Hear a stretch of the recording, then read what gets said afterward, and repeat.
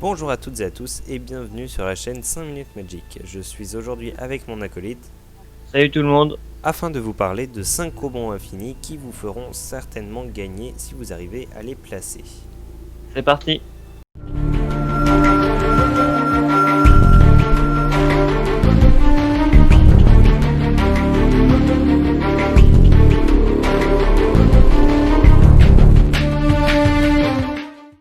Tous les joueurs de Magic ont déjà voulu gagner à coup sûr leur partie. Eh bien, figurez-vous que c'est possible, du moins avec certains combos. Il est possible de s'assurer de très grandes chances de victoire. Ce sont une partie de ces combos que nous allons découvrir avec ce nouveau top 5.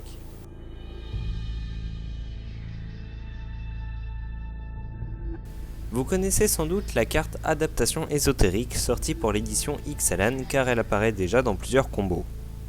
Dans notre cas, nous allons l'associer avec la carte Ranger de Tournobois, une carte de Zendikar. Commencez par poser la carte Adaptation ésotérique au tour 3 ou 4 en choisissant le type allié, afin que toutes vos cartes de créatures, peu importe où elles se trouvent, soient des alliés en plus de leurs autres types. Arrivé au tour 5, posez votre Ranger de Tournobois. Celui-ci va gagner un marqueur 1-1 et générer un loup 2-2 mais qui sera également considéré comme un allié.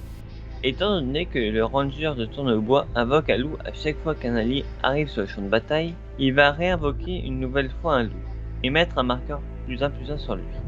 Ce loup-ci étant aussi un allié, le processus va se répéter à l'infini. Vous vous retrouvez donc au tour 6 avec une infinité de 2-2 loups prêts à attaquer et un Ranger de Tournobois avec une infinité de marqueurs sur lui.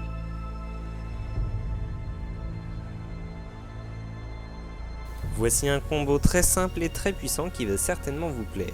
Commencez par poser votre druidesse dévouée au tour 2.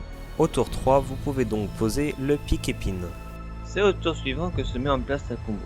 Vous arrivez au début de votre 4e tour et l'adversaire ne se est pas encore forcément rendu compte de ce qui va se passer. Commencez par engager votre druidesse pour gagner un mana vert, puis dégagez-la en mettant un marqueur -1/-1 sur elle. Avec votre pic épine, utilisez votre mana vert et enlevez le marqueur -1/-1 de la druidesse. Le pic épine devient alors 4/4. Comme votre druidesse n'est pas engagée, vous pouvez de nouveau produire un mana vert et recommencer le processus. Au final, vous vous retrouvez avec une créature avec une force et une endurance, chacune infinie. Il ne vous reste plus qu'à rajouter Trample à votre pic épine pour gagner la partie dans le meilleur des cas tour 4. Vous pouvez par exemple rajouter la carte Berserk d'Alpha, heureusement rééditée dans From the Vault et Conspiracy, grâce au mana que peut encore produire la druidesse dévouée. Vous pouvez également mettre l'enchantement Rage Primordial, pour éviter de détruire votre pic épine si jamais vous jouez en multijoueur.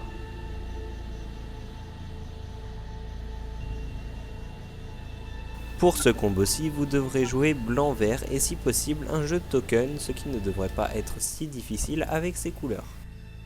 Tout commence au tour 3 ou 4 si vous voulez protéger votre combo. Commencez par poser votre Épix nourricier, puis quand ce sera possible, votre Archange de Tune. Quand ce sera fait, il ne vous restera qu'à retirer un des 2 marqueurs de l'épic nourricier, afin de gagner 2 points de vie.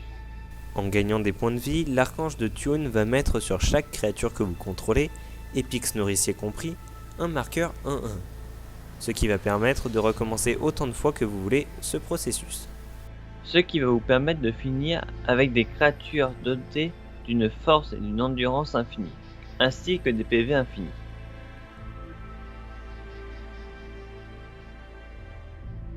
Qui n'a jamais rêvé d'attaquer son adversaire avec une infinité d'écureuils au tour 4 ? Avec ce combo, ce sera possible. Commencez par poser un accélérateur de mana à votre premier tour. À votre deuxième tour, posez votre deuxième terrain et posez votre nid d'écureuil. Au tour suivant, vous n'avez qu'à poser l'enchantement Habilité Cronienne de l'édition Tempête. Mettez en jeu un écureuil 1-1 grâce au nid d'écureuil, engagez ensuite cet écureuil et détapez votre terrain enchanté grâce à l'habilité Ctonienne. Puis, vous n'avez qu'à engager à nouveau votre terrain enchanté afin de créer un nouvel écureuil. Puis, engagez ce dernier et ainsi de suite pour avoir des écureuils 1-1 à l'infini dès le tour 3. Au tour 4, il ne vous reste plus qu'à attaquer avec toutes vos terribles créatures et gagner la partie.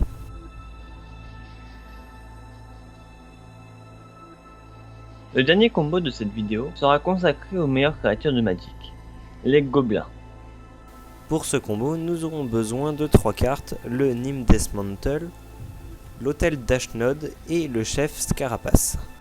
Commencez par poser le Nym Deathmantle au tour 2, puis l'Hôtel d'Asmund au tour 3. Enfin, posez au tour 4 votre Chef Scarapace qui va invoquer 2 gobelins 1-1. Grâce à l'Hôtel d'Ashnod, sacrifiez un de vos tokens 1-1 gobelin et sacrifiez également votre Chef Scarapace. Une fois cela fait, vous vous retrouvez avec un token 1-1 gobelin et 4 mana incolores.